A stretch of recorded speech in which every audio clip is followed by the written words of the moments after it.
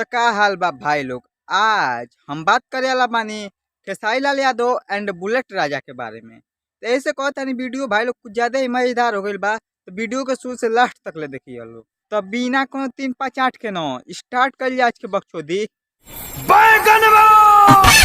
अरे मर्दे खेसारी भैया तू बैगन बेचे तारा ना अपन गर्दन के नोच फाड़ तारा मर्दे ना। ये गाने अगर तू बैगन बेचबो तो बैगन तो एको ना बिकाए, लेकिन तहरा गर्दन के नोच जरूर फाड़ जाई।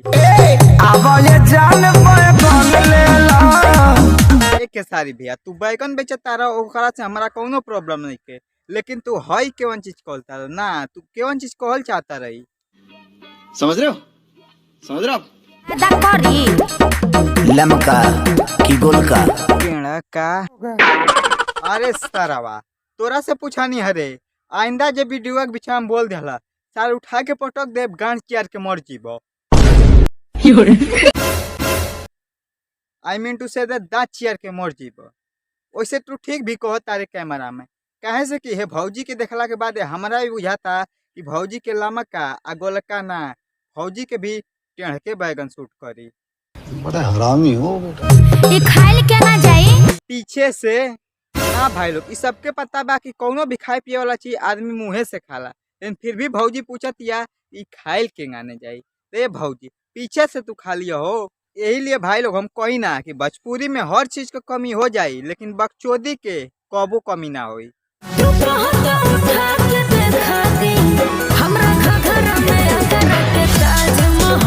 ये भौजी देखा दो न हो, हमू कबो ताजमहल नहीं की देखले।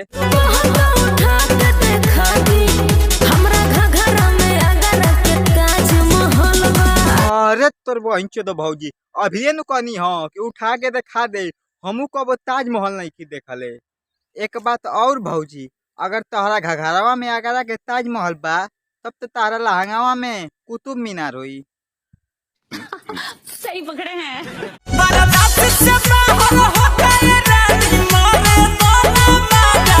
बुलेट भैया अगर तू बर्दाश्त से बहरे होता रहो तो हिलाल मर दे आ तहरा मौजो मिल जाई।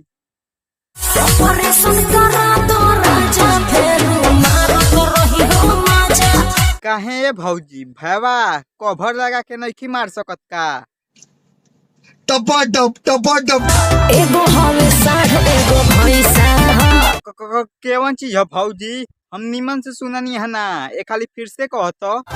एगो हवे साढ़ एगो भैंसा अच्छा तो एगो साढ़ आ एगो भैंसा हो तो तनी बचले रही हो भौजी, काहे से कि अगर गलती से दोनों मिल के चढ़ गई न सन तो मोटहने होला। अब तू समझ सकतारू कि तुहार केवन हाल होई।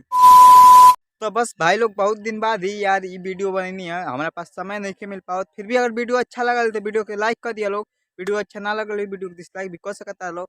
ओकरा अलावा चैनल पे यार नया वालों तो प्लीज सपोर्ट एंड सब्सक्राइब पते बता लो यार। तो मिलता नहीं है नेक्स्ट वीडियो में, तब तक के लिए बाय।